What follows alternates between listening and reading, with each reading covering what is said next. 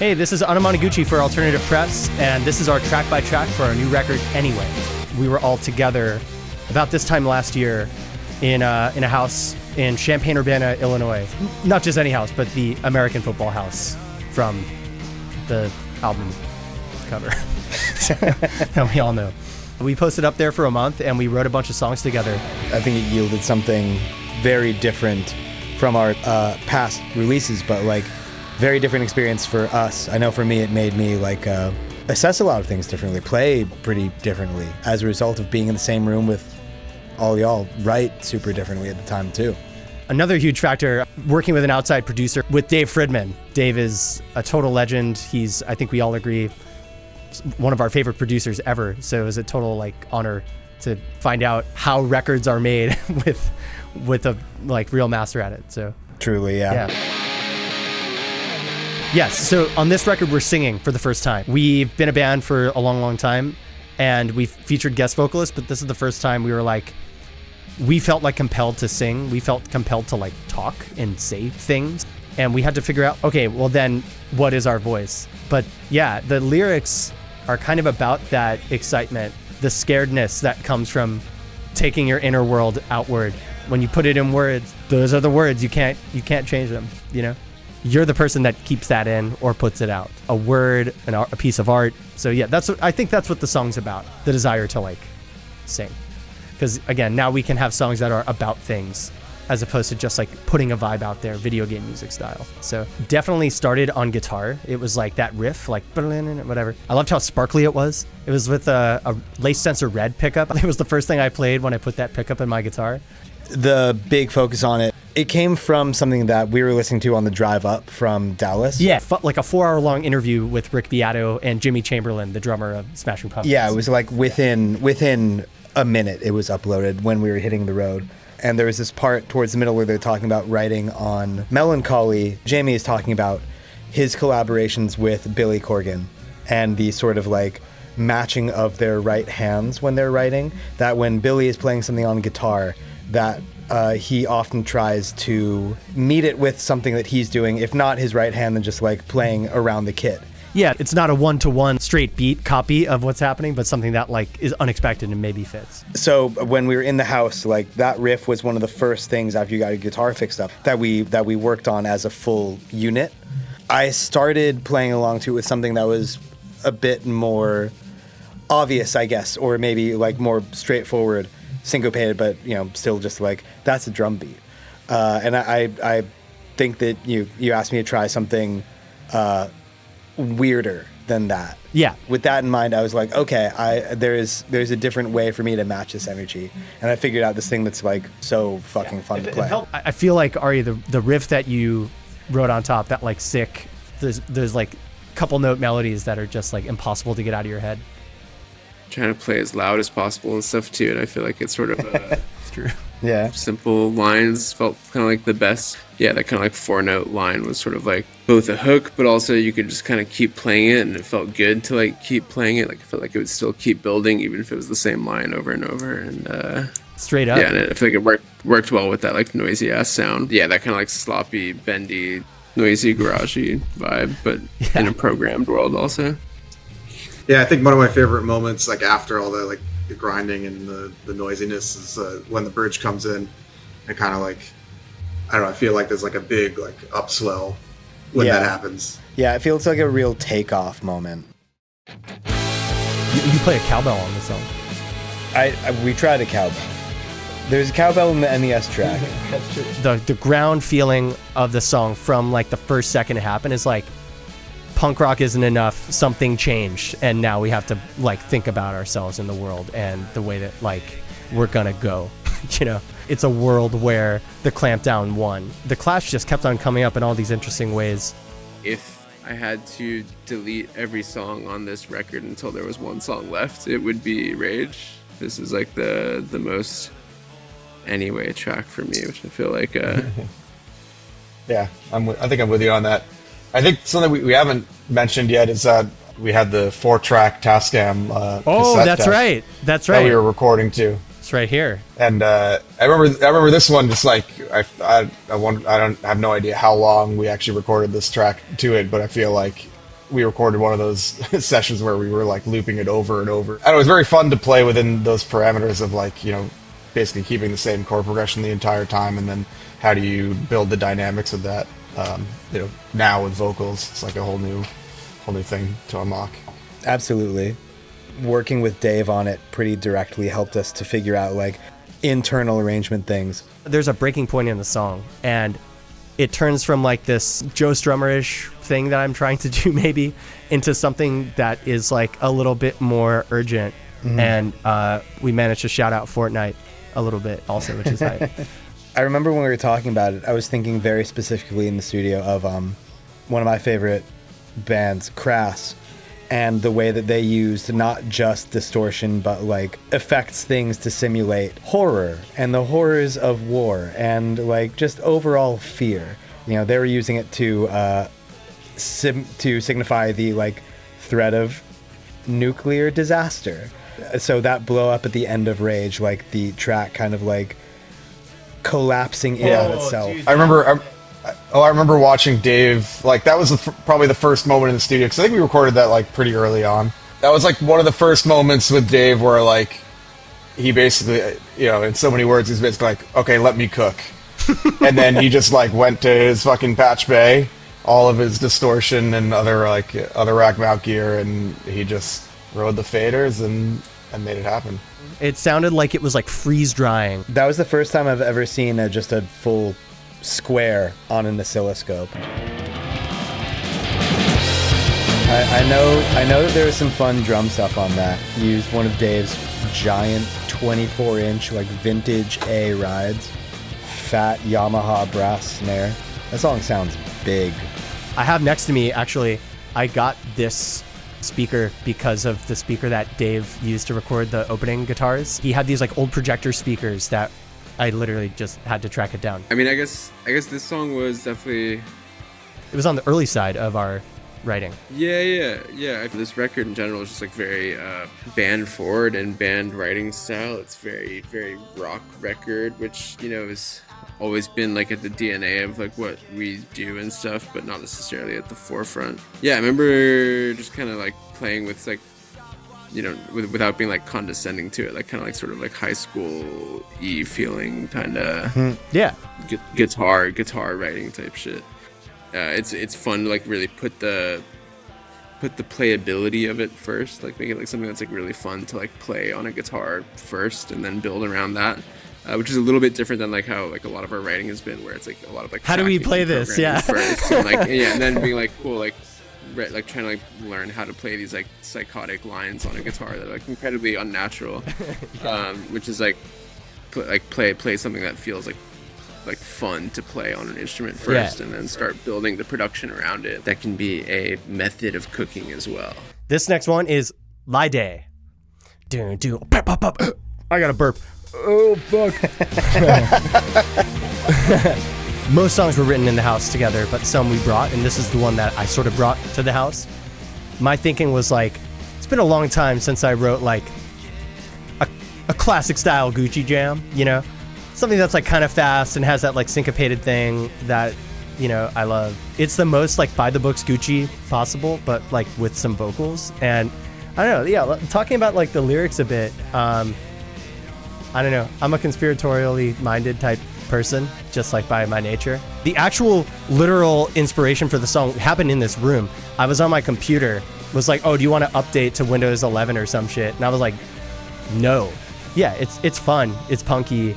It's one of the most fun songs for me to play on the new record in the same way that like a lot of our older songs are. Like I don't really play the same thing twice on it. Like things change from part to part. And I knew it had to start with a sick drum fill too. That was like part of the code. Yeah, also crucial. Oh man, I think I wrote a pretty sick guitar solo for this track. That was something else that we talked about on the way up. We gotta have so many guitar solos on this record. We like looked at our discography and we're like, solos. Yeah, I've been talking too much. Sorry. Lieday is fun. It's a proper banger. That was like one of those tracks that was like the OG complicated Gucci vibes of like, all right, we need to like sit down and like figure this one out like a little bit. Like everyone's fucking up like every time we try and play this. Yeah. And I'm not exempt from that. Totally. This one felt like a really good transition into like the new writing style and the new vibe of the album with the vocals and everything. And yeah, and everyone contributed vocals to this track as well. That's right. This song came to me in a dream. I have gotten a lot of practice in, like, if I hear a song in a dream, getting to my computer and putting something down for it as fast as possible. This was one of those where, like, I heard the verse and chorus in it very, very clearly, and my fucking eyes sprang open Squidward style, and I, like, ran to my computer and like, got it down as quickly as possible. And the whole song was written in, like, 2 hours or something like that. Like, I sent a demo, and I think Ari was like, this is cool, try, like, a slowdown thing. And I programmed the slowdown thing, and it was done. It's like, it might be the shortest, like, full song we've ever put out. It's like 1:49 or something like that. Yeah, and we tried to make it longer, and we were like, no, done it. I had, like, in my head, I had a list of some ad libs, just like hearing throughout pop radio that I knew I wanted to throw somewhere on the album. And I think this is actually the first place I tried it, but there's a great Cardi B song called "Press." A moment in that where she just goes ding dong. All the music cuts out. That's great. So I threw it in the chorus, just, you know, on a whim, and it stuck, and now it's in every single damn chorus on that song. Yeah. That's true. Buckwild, baby. What more can you say? The song's fucking fun. It's so fun to play. This was peak, like, sort of, I don't know, stupid shit when we're all in the same room together and we private and don't let it leak too much to us for so long now. I feel like our internal sense of humor is... We veiled the hog, but the hog is still there for sure. Originally, we wanted Skrillex to sing on it. Sonny, if you're watching, there's still time. Very fast, tons of drum fills, my kind of fucking song. Sapphire is about the band coming up in the chiptune world in New York City, playing shows for like 30 people, but you know all those 30 people 20 years later. Standing in those rooms in the projector light, losing your shit, sweaty. If you're on the internet and you're hearing this track, I didn't get my way. I wanted this to be a vinyl-only track. If you've heard this song not on vinyl, then something's gone terribly wrong between now and August 8th. Send help. Yeah, that's, I feel like you're probably gonna have heard this song. I feel like something happened. I feel like it's not vinyl only. I have a feeling it's made its way through. I'm not sure how that's happened. I don't know what happened in the process, but I feel like there's a good chance it's on Spotify right now somehow. Yeah. And enjoy it, I guess. Yeah, thank the label. If it made it out there, it was meant to be, I guess. But yeah, technically you shouldn't even know about the song. Ideally, it's just on a vinyl record that you will maybe buy at a show. You didn't even know there was an extra track. Or that you made yourself dub plate style. Yeah, or that. I mean, hopefully you're hearing about it here for the first time and being like, "Oh shit!" Like I just checked. Gotta go down to Amoeba Music and put that in my bag. Yeah, exactly. Really. And go listen to the song, and now you know all about what it's about because Peter told you what it's about, but you still don't really know much about what it sounds like. So there's a whole world for you to discover. Yeah, go find out. Yeah. And if it is on Spotify, you can also just pretend it's not on there. You could just skip over it and still go buy the record and pretend it's vinyl only. You still get the same experience, essentially. Just gaslight yourself into it and you're good. That song on the album has like thousands of listens lower than everything else. Yeah, ideally. Could we start a campaign against our own song on streaming? Keep Sapphire vinyl only. Yes, yeah, Sapphire parentheses vinyl only. Like, don't listen. That's pretty good. It's impossible to talk about this song without talking about Robert Smith and The Cure. When I was in middle school, my uncle passed away, and I was listening to the record Faith and The Funeral Party. They've always been there for moments of like loss in my life, and it's like so lovely. They're such beautiful songs, and I don't know, I wanted to try and do something like that for other people.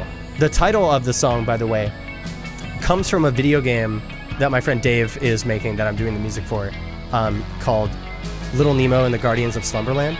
Unlike all the other songs on this record, this one feels like environment first for me. Obviously there's feeling, obviously there's words, but it all is for the purpose of setting forward a scene of a space, which is this valley thing. I'd be remiss if I didn't prompt the all-star here, the evil James. This this is your all-star contribution. Yeah. Yes, the section that I wrote. James wrote a section. It's true. I wrote a section on this album. It's true. It's called Evil Jim. It's the Bridge of Valley of Silence, aka the Bridge of Valley of Silence. No, I remember we didn't have the song fully written when we went into Tarbox, and we kind of got to a point where like, okay, we know something needs to change here. We were sitting around, I feel like not for all that long. I'd always loved, there was a band I was in high school that had a part of one of the songs where it was like open string chords happening on the bass, like on the upper registers, and I was just kind of messing around up there in the same key, and that's kind of like what came out. And I remember Ari was particularly stoked with it and kind of added his own little flair. Luke ends that section with this drum fill that like just blows my mind every time I hear it. I love it so much. Yeah, and it feels like that whole section came together like, I don't know what, within like 15 minutes. It's amazing what you guys can do when I'm not involved at all. The big point of this one was to like go as hard as possible. I just remember playing extremely hard on this song. Hell yeah. Like to the point where my hands started. Yeah, I got to scream on this song, so I got to like hurt my voice as much as I hurt my hands, which is fun. The lyrics don't make any sense, and that's on purpose, kind of. Like it's meant to be like free flowy, like Psycho style. Yeah. So I love doing that. I would say like vocals wise, definitely also like a standout. That was definitely, I mean, I feel like we were kind of all discovering what we can do vocally at the same time, but primarily it was, the three of us watching what Pete can do vocally. Yeah, and, pretty much. And that track was definitely like a standout. Kind of like, oh shit, there's a whole other range we can like fuck with here. That's really cool and exciting. I have to mention, this is the first time that the band has featured your dad on French horn. It is by all means the first time, yeah. First streaming and my dad on French horn. Who would have seen it coming? I had like a line like in that like tail end that just felt like it needed like that kind of like intensity, and it was lucky that we had someone on speed dial for that. Yeah, no kidding. He brought the ruckus.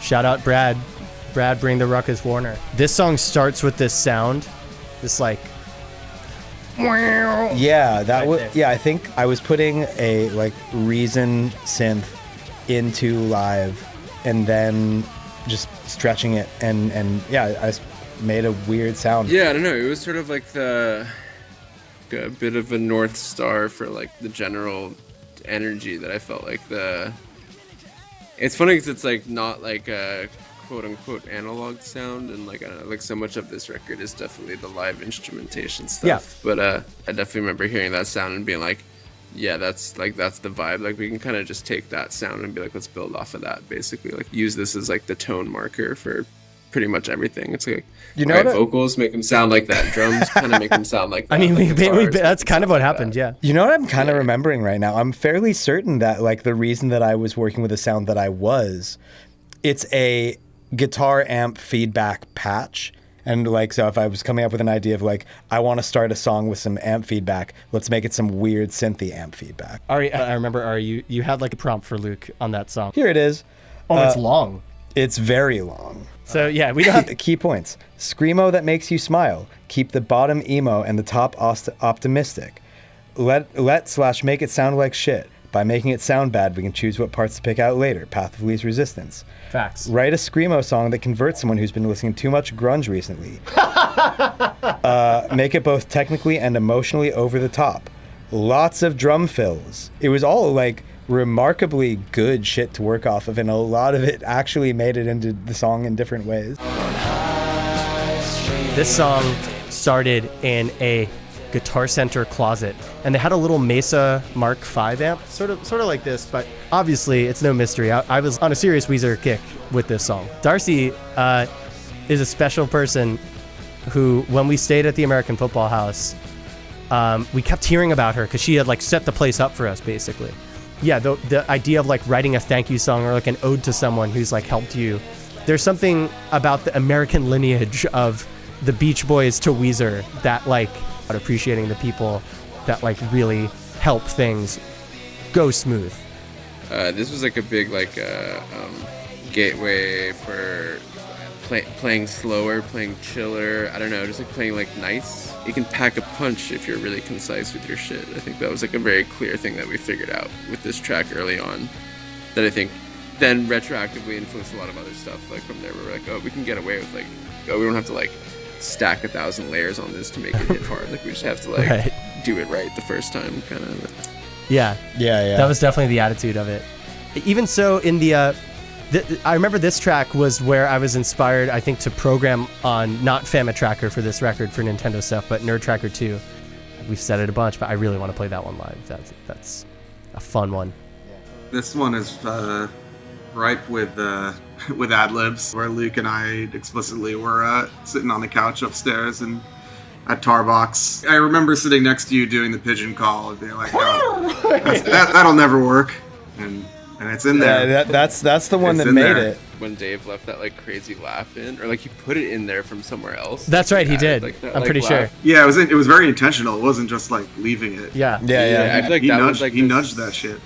That was like the second tier game changer of Darcie. Of like, it was kind of like, oh, we can like do fucking weird shit like that. Like it's not like it was like it sounded like a mistake, but like in the best way possible. We're like, oh, this is fire. Like, and then I feel like everything after that, we were kind of like, yo, Dave, like do a weird thing here again. And then he would normally say to that like, I've already done some weird things here. This is the second to last track on the record. One of my favorite songs that we've ever done. There were a couple of songs that I was working on where I straight up asked Pete and Ari, like, what should I try to do? Just like give me a like creative direction prompt, basically. For Really Like To, you gave me something that was along the lines of like, write something that will really go off live. Like it was as simple as that, I think. Sounds about right. The first things that I came up with for it were the sort of like simple, small delayed bell arp that's going on it, and then I wanted to try to juxtapose that with something kind of nutso. So it was that and this huge shifting formanty pad that I made in Serum, and I wanted to specifically have like something very cute and something very like blah, like grand and nasty. We described it as sort of like a platonic love song. How the world is better when you're living for somebody else, when you're making something that you're not in full control of. I was thinking about a line from the anime High Score Girl, the like fighting game romance anime, where homeboy tells his crush that everything is so impressive when I'm with you. We ran with something along like the notion that one can change through the perspective of or gesture from or connection to someone else or other people, because it's a very like hopeful song and by overall. contrast, the like closed in feeling that you get when it's just you. Yeah, exactly. That like it is a salve for that, or it can act as an escape from that closed in thing. Yeah, which is a feeling I definitely relate to a lot. Yeah, obviously, I guess. Yeah, this is definitely my favorite lyric on the record. The stuck in my bed, bath and beyond lyric, which was definitely like a barely made it on the record type of lyric because everyone kept laughing, but I thought it was really good because of that. It had that sort of like, yeah, it's funny, but it's also like really kind of beautiful at the same time. Like the like stuck in my bed, like stuck in my bath, stuck in that. Yeah. And everywhere else. That like play with it was like really like hype. to me of being like both. There are so many lines that we had to get rid of, I think, by that point, that we were like, no, dude, we're keeping this one. Yeah. Just wait till we release the holiday version of the album. Yeah, absolutely. Some songs start on guitar, some songs start on the Nintendo or whatever for us, but this song... Some songs start in the music store. It's true. I was going to say, and I thought you were going to say as the bass player, some songs start on the bass. With bass. This song started on the bass. If you play bass, you should try and learn this song. I feel like it's like a song you want to like look up the tabs for. Play this on bass on like a shitty little like 15-watt portable amp and be like, yo, this hits. I'm gonna start a punk band. It's gonna be sick. And then you do. And then your punk band doesn't work out, but you join some other shit, and then that pops off. And then next thing you know, you're like, yo, I'm gonna write a song just like Nightlife. That's kind of what we were thinking, yeah. And then you get big enough to bring us on a support tour with you. Ideally, yeah. And thank you, and you're welcome. This for me is like the punk version of Valley of Silence. I mean, musically, it's coming from like the punk stuff that we grew up loving. Like for me, specifically like Leftover Crack, Choking Victim, In Decay. I would definitely say Rancid too. Oh, Rancid, yeah. Up Ivy, Yeah. Up Ivy, Rancid. Big like Matt Freeman vibes. Green Day, who also have a song called Nightlife. This song is about, I had a really like sort of life-changing conversation with this kid at a show while we were staying in Champaign-Urbana. It was like one of the last nights there. The song is about what we kind of talked about, and it's for him in a way. So I hope he hears it and goes off at a show. It's basically what it's all about. We did a lot of like, you know, looking at our own formative years and upbringing on our last record, USA, talking about being raised in a world of television into a world that's fully digital, basically, that we're in now. And then the fact that there are kids who are born in the digital world without that television world to even reference. And they have stuff like YouTube where the icon's a TV and they never had a TV. You know what I mean? Like that kind of thing. So for us, it was like, okay, now that we've like done this general experiment of looking at formative years, like why don't we look at our formative years as like musicians, as a band? Like, why do we want to even be a band? Like, what do we love about being a band and not just like four separate musicians? And I think so much stuff came from that. And yeah, all of these songs have their roots in music that we either grew up loving or wanted to find out how it works, and wanted to see like what would happen if we tried to do it in the way that these records were made. So yeah, thanks for watching. We're Anamanaguchi again, and you can stream our record anyway on all the internet stuff, or you can buy it directly from Polyvinyl, or I think it's in some retailers as well. And best way, come see us on tour and stop by the table. We have cassettes, vinyl, and CDs. So thank you, and see you there.